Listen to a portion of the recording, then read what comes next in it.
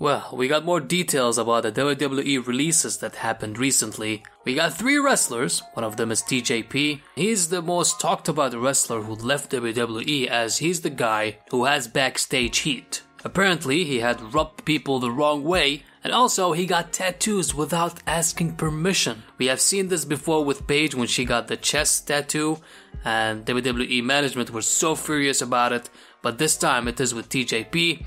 I personally thought that TJP has an upside and he was one of the really good wrestlers at 205 Live. He could have been on the main roster. He was trying to get there with a shot for the Intercontinental title, and I thought that's not a bad idea. You know, they can do an open challenge with one of the champions before, and he can show up and have one good match with the guy. It can be a good thing for 205 Live and it can be good advertisement for them, but that didn't happen. He saw Mustafa Ali come to the main roster, and I think that rubbed him the wrong way. Some rumors indicate that he was trying to get more TV time, he was trying to get title shots for the Cruiserweight title, and he thought highly of himself. And that was one of the reasons that he was let go. Unlike Ty Dillinger and Hideo Itami, he didn't ask for his release. It came out of nowhere for him. After he got the news, he thanked WWE in a way and said, "I always wanted to be in WWE," and his dream came true. But for Ty Dillinger, Cody Rhodes indicated in one of the interviews that Ty Dillinger can be a great addition to any promotion he goes to. He talked about his history together with Ty Dillinger. He said when they were in OVW, he was helping him a lot, with his wrestling, and he was a great wrestler. He got called to the main roster just because he was the son of Dusty Rhodes. What do you think about him making his exit from WWE? Well, it's so funny. I'm sitting here, and as you said that to me, my sister, she texted me because I got where I can see my phone, and it says, "Are you hiring Ty Dillinger?" Which is just hilarious. But that's how quickly news travels. Ty Dillinger, I love him. I literally love the man because I went to OVW with about 3 months of experience. I was hired by WWE solely because I was Dusty's kid, and he never scoffed at it. He became my tag team partner, taught me to wrestle. He taught, he was Canadian, so all Canadians can wrestle.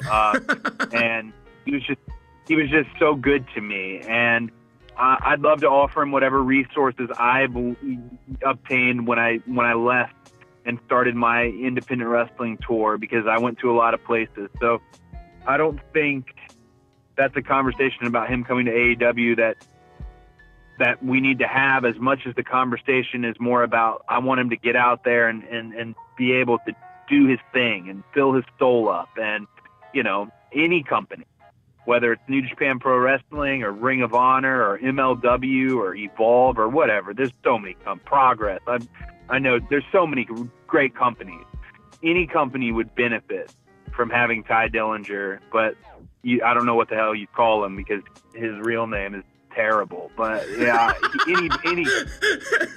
any company would benefit from having him. I'm happy he's out there to be able to do his thing, and any company, including us, would benefit from that dude. And Ty Dillinger took him a long time to come to the main roster. He was on NXT for what seemed like forever. He was tagging with Jason Jordan, and then he became the perfect 10 and everyone liked him until we saw him in the Royal Rumble, that crazy entrance that he had as number 10, and people just erupted seeing him. But for Hideo Itami, it seems like he's going to Pro Wrestling Noah. He has 3 months. He will get paid in those 3 months, and then he will show up in Japan. I think it's a good thing for him. He needs those crazy matches that he used to do as a strong style with the slaps and chops when he used to be Kenta Kobayashi, one of the legends in the indie scene. He really is a legend. I'm so happy for him, and now he can have a bigger audience and a bigger reaction when he does his thing in Japan. One other person who's released but not a wrestler, that's an agent, Arn Anderson. Apparently he got fired from WWE after Vince McMahon didn't like one of the stuff that he did, or one of the mistakes that happened on one of the house shows. He got the blame and Vince McMahon let him go. Apparently John Cena and Triple H really liked Arn Anderson and they thought a lot of the guy, and Vince McMahon couldn't help himself and let the guy go. We all know that Vince McMahon doesn't like old guys being in the company, but he's backstage, so it doesn't matter. And I think this is a great opportunity, a great chance for AEW to snatch on Anderson as a booker, as an agent. He can do those things and he can be very good at it. Ringside News. They broke this thing that Matt Riddle and Dash Wilder got their photos leaked. When I saw the reaction on social media, especially from the girls, they were so happy to see those photos. I don't know why. I don't get it, but apparently they were very grateful for the Matt Riddle photo, but not that much about the Dash Wilder thing. So Matt Riddle had to respond to this and he said, "Stop looking for my dick. Hashtag I stand with Matt Riddle. Hashtag bro. Hashtag stallion." I don't blame the guy. He should be proud of himself.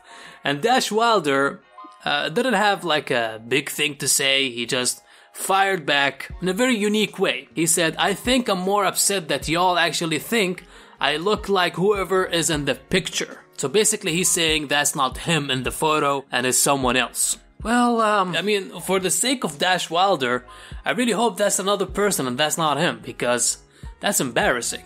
Seriously. And lastly, they announced 2 matches for SmackDown and a segment. And those 2 matches, we're going to see Johnny Gargano go one-on-one with Cesaro. And also the next match is going to be Aleister Black with Ricochet going against Rusev and Shinsuke Nakamura in a tag team match. Both those matches can be awesome. I'm looking forward to it. And the segment it will be a contract signing between Kofi Kingston and Daniel Bryan. It will have its own fighting scene, or is going to have some, big dramatic thing going on in that contract signing. Kofi will be over as fuck in that segment. And I think SmackDown this week is going to be a good show. With that being said, guys, thank you very much for watching this video. Press a like if you enjoyed it. Subscribe to the channel, it will help me a lot. And you can check other contents like this here on the site. Take care, guys.